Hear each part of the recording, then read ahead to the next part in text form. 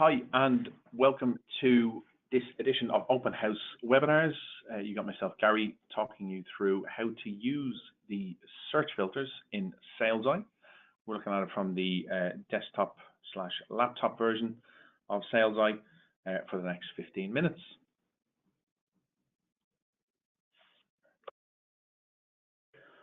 So we're going to start by, just to reiterate, we are using demo data based on fictitious information. And of course, our demo cube is based on a builder's merchant. So products, etc., may be different to what you currently sell. So I'm going to start by going into our inquiry section, and we'll have a look at the search filters in there. So I'm going to click onto inquiries.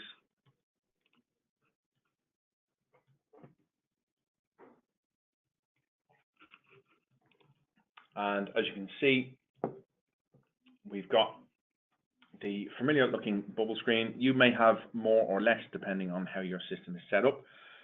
Everything in green relating to our customers, everything in red relating to our products. Everything in black is the CRM side of SalesEye, and everything blue relating to transactional data. But we're going to first come up to that search filter button here. I'm going to have a look at what options are available. Now, seasoned users of SalesEye, some of you may find this somewhat easy, but for those of you who haven't seen this before, this will be new to you. We're going to have a look at first those first options for dates in those gray buttons along that top window. So the default will always set it up as your company's financial year to date. Ours is based again on fictional information. Hence, if you look at our green bar above, we're looking at financial information for 2016. If your financial year began in 2017, the default will be January to close of business yesterday. So we'll be looking at a couple of days worth of April sales. We've got the monthly option. If I click onto that one, click save, you'll see now it's done it to that most recent month. I'll come back to my search filter. I've got monthly year on year, which ties in with a variance report. I've got 3 months, which sets it to the previous 3 months. And if I click onto that one, I can always go, I want to look at complete months. So indeed, if your financial year does begin in January, and we did show complete months, using 3 months, that would give us January, February, and March, setting our dates. We've got the manual set date range option, which is how we utilize or how we set up rolling or dynamic reports. If I click onto the manual set date range, you'll see now it's opened up additional drop downs. So you'll see there range 1. Over here, I can now set up, right, what month do I want to look at? So I'm going to look at November of last year. I'll leave it as 2016. Again, just to reiterate, it is fictional data. Below the month drop downs, we've got the one here which states rolling, not rolling. If I click onto that drop down, I've got 3 options in there. Not rolling would keep the time static, currently set to November of last year. I've got the middle option to roll the end period, which will add on the days, the weeks, and the months accordingly until I essentially delete that, or I go back in and I change it around again. That will add on days, weeks, and months. So 1 month will become 2, 2 will become 3, 3 will become 4, and it will keep adding on and on and on. The final option is to roll both periods. That takes the start and the end point, and it rolls it over each month.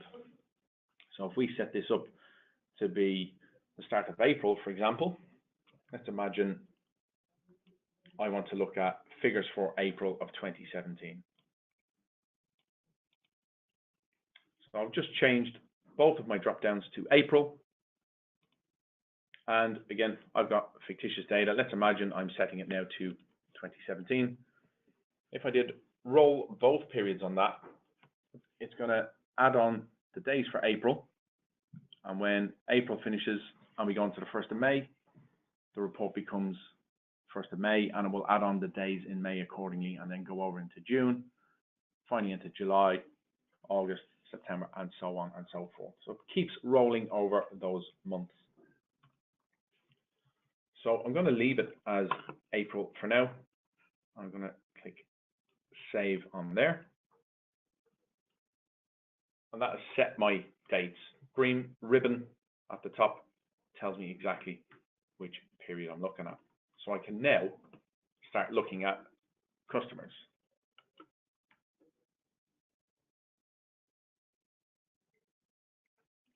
That gives me the sales figures for April 2016 and who has spent the most in that time. If I take it back a step here, again, I could do it the flip way around. I could look at products, see which are my top selling products, and I could drill in and then look at the customers who are buying those products. Take it back. I'm now going to add in some additional filters. I want to look at customers who are buying one specific product. So I'm going to come back up to my search filter here. And we've got here on this left-hand side, we've got all of the different filter options that we can add in and subtract. If I scroll across, I've got the transactional and product analysis. And here we've got parent accounts we can filter in, individual products. We can do it on group level products if you have that option. And we can also use our CRM field if needs be. So I'm going to now add in a product filter. I want to look at customers who are buying a specific product. So I'm going to click onto product, and it presents me with this window. So I now want to search for the product, find the product that the customers are buying. So I'm going to type in cement, hit return. In fact, I'm going to type in the product name. You can also use product codes. If you know the product code, you can type in the code, click search, and it would also narrow down that field for you. So I can see, because I put in the product name as well as the product itself, it's now narrowed down my search, and that's the product I'm looking to identify, which customers bought it. So I'm going to double click is the shortcut, or if you click once, you can then go add that one into your filters, and you'll see it pushes it over to the right hand table, and there's a little plus there indicating this is what I want to identify. Product sales for this. Likewise, we can exclude accordingly. I'm going to just include for now. I'm going to save that filter. Now that I've got my date set up as well as the product filter, I'm going to save on that. And you'll notice now up at the search filter option here, or search filter button rather, it tells us we've got two filters in place. One being the date I originally set, so I chose the month of April, and two being that product filter. So now if I come to product here, I can see, yep, there is my product filter. I could now advanced drill into this and look at my customers who are buying that. If I go into customer, I can see all of the customers who bought Portland cement for the month of April and how much they've spent. So again, the top spenders in sales value to the top. If I just click on the value table header, you'll see I can flip around my figures. So I can see Donaldson Plant Hire, top of the pile. What if I want to add in another product? I want to identify customers who are buying not only the cement, but I want to see if they're buying the building sand that goes with it, that complementary product. I'm going to add in an additional filter to do that. I'm going to just take it back those steps, and I'm going to come back up to my search filter, and I'm now going to add in an additional product filter. So I click onto product again. I'm going to type in red building sand, because that's the one, I know that's the product I'm looking for. Again, you can type in your product code. I click search on that. There's my results. I can see it's right at the top. If I knew that product code off by heart, I could have just typed in P033085, and that would have given me that product. So I'm now going to bring this in, and instead of doing it the long way around, click on it once, add, I'm going to do the shortcut, which is a double click, and that pushes it over to my table on the right hand side, indicating I've added this one in as a filter. So I'm now going to save this. And I can see now my filters are beginning to build up.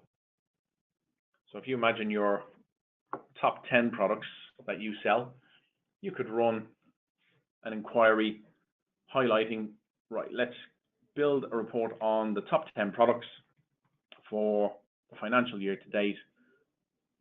We could roll the end period, for example, and we could keep an eye on how those top 10 products are selling as the financial year progresses. But in this instance, I'm going to leave it at April. I'm going to leave it on roll both periods, and I'm going to save this one now. So now you'll see my search filter has a 3 next to it, indicating I've put in 3 additional filters. I'm now going to go to product, and I can see now there's the 2 products. Who's buying red building sand? Go to customers. There's all the customers who's buying the sand. I take it back. I could just go into customers, and that will show me customers who've bought either or the sand or cement. Now, if I go into Donaldson, for example, if I drill into them, and if I go product, I can see, yeah, I'm happy. I know Donaldson Plant Hire are actually buying both the cement and the building sand. So I'm happy with that. I want to investigate somebody else. I'm now going to look at Alpha Property. I'm going to drill into them, and now I'm going to go into product. And I can see they've only bought one of the 2. If I take it back, I could now use these filters and bring it into a different report.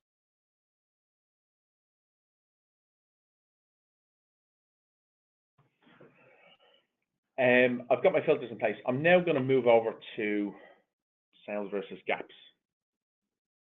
And if I go to sales versus gaps,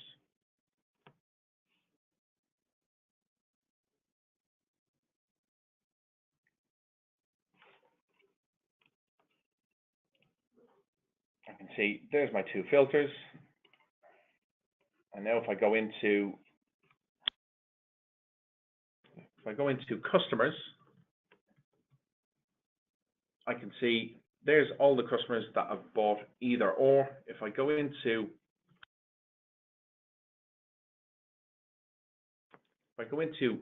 Alpha this time, and then go product,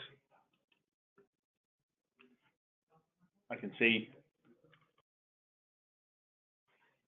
yes, they bought the Castle Portland cement. What I'm going to do is I'm going to change this around slightly. I'm going to come back up to my search filter.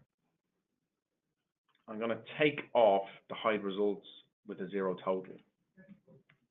If I want to, I can change the measurement types as well. The default is sales value. If I want to do it on quantity, profit, etc., I can.